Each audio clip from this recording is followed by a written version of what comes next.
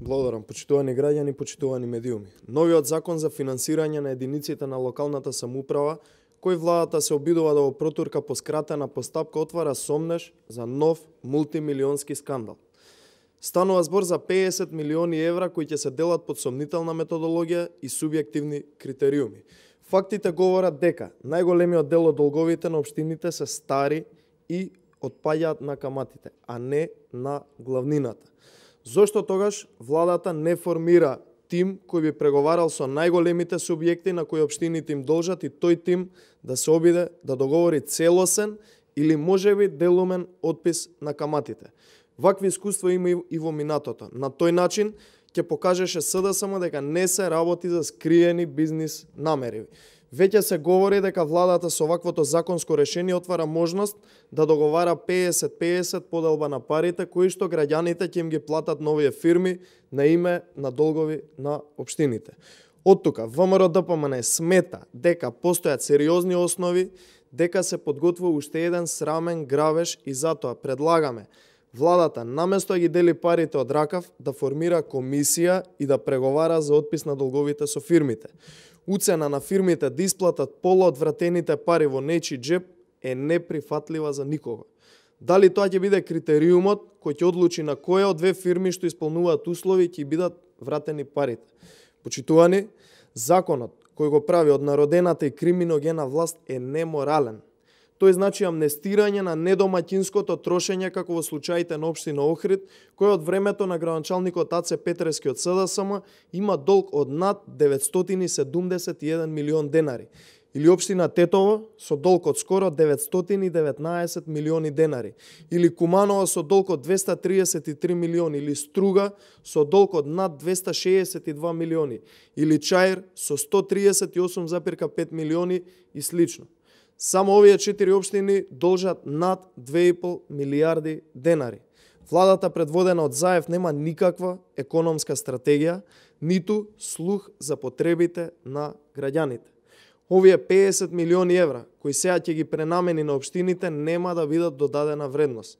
На сметка на тоа ќе крати проекти во инфраструктура, во образование, во здравство, земјоделие, стандард на граѓаните и така натака. Така, наместо битолчани да дишат почист воздух, сега тие ќе плаќаат затоа што општина Куманово акумулирала долгови изминатите години. Штипјани наместо нова клиничка болница, парите ќе ги дадат за порамнување на долговите направени од општина Охрид и од Аце Петрески. Наместо на доместокот за трето дете, парите ќе се пренаменат на покривање на долговите на општина Тетово. Наместо нови учебници кои родителите сами ги купуваат, тие уште од свој джеб ќе го плаќаат долгот на Струга. Наместо студентски дом ќе се покрива долгот на Чаир и уште десетици и стотици други горливи проблеми и теми на граѓаните. Со ваквата сомнителна трансакција нема локалната самоуправа да се направи поодговорна. Напротив, со ваквата мерка владата директно стимулира неработење и недомаќинско трошење. Од тука се постава прашањето зошто распределбата се прави под критериуми кој е колку должен и на тој начин со средства од граѓаните се наградуваат помалку успешните. Со овој предлог на владата нејасно е зошто на општина Тетово се даваат 919 милиони, а Штип само 8,3 милиони. Зошто Сарај добива 93 милиони, а Валандово само 167.000 денари. Зошто Куманово добива 233 милиони, а град Скопје само 30 милиони. Зошто Чаир добива 138,5 милиони, а аеродром само 6 милиони?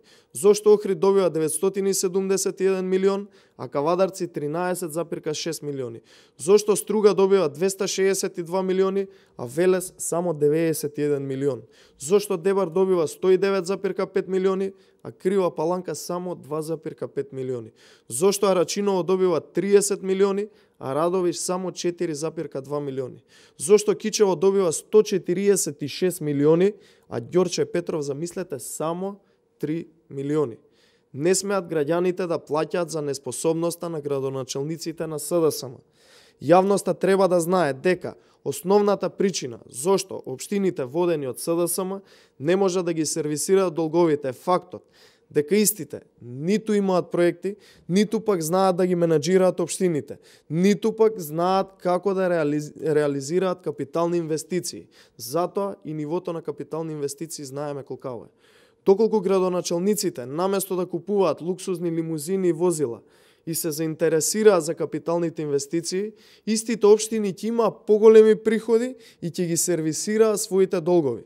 Овој предлог на СДСМ е неправеден и мора веднаш да биде повлечен, а виновниците да бидат посочени и да се побара нивната одговорност. Благодарам.